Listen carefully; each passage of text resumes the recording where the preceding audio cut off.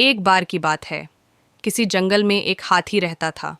उसे अपने शरीर और अपनी ताकत का बहुत घमंड था।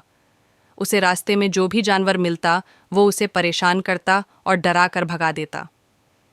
एक दिन वह कहीं जा रहा था।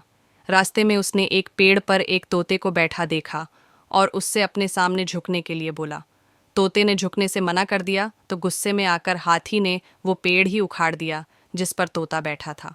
तोता उड़ गया और हाथी उसे देखकर हंसने लगा। फिर एक दिन हाथी नदी के किनारे पानी पीने के लिए गया। वहीं पर चींटियों का छोटा सा घर था।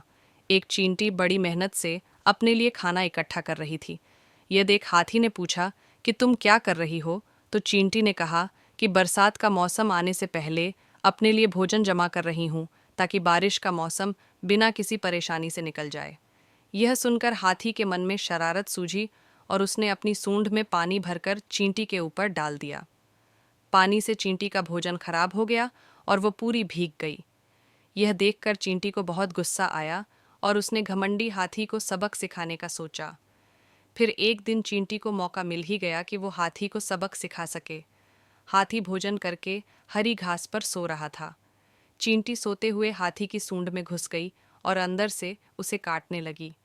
जैसे ही चींटी ने हाथी को काटा, हाथी दर्द के मारे जोर जोर से रोने लगा और मदद के लिए पुकारने लगा। चींटी ने हाथी के रोने की आवाज़ सुनी और सूंड से बाहर निकल आई। हाथी उसे देखकर डर गया और अपने किए की माफ़ी मांगी। जब चींटी को महसूस हुआ कि हाथी को अपनी गलती का एहसास हो गया है, तो उसने हाथी को माफ़ कर दिया। हाथी अब बिल्कुल बदल गया और उसने वादा किया कि अब वो किसी को नहीं सताएगा और दूसरों की मदद करेगा। कहानी से सीख हमें अपनी ताकत पर कभी घमंड नहीं करना चाहिए। अपनी ताकत के जोर पर दूसरों को परेशान करने की जगह उनकी मदद करनी चाहिए।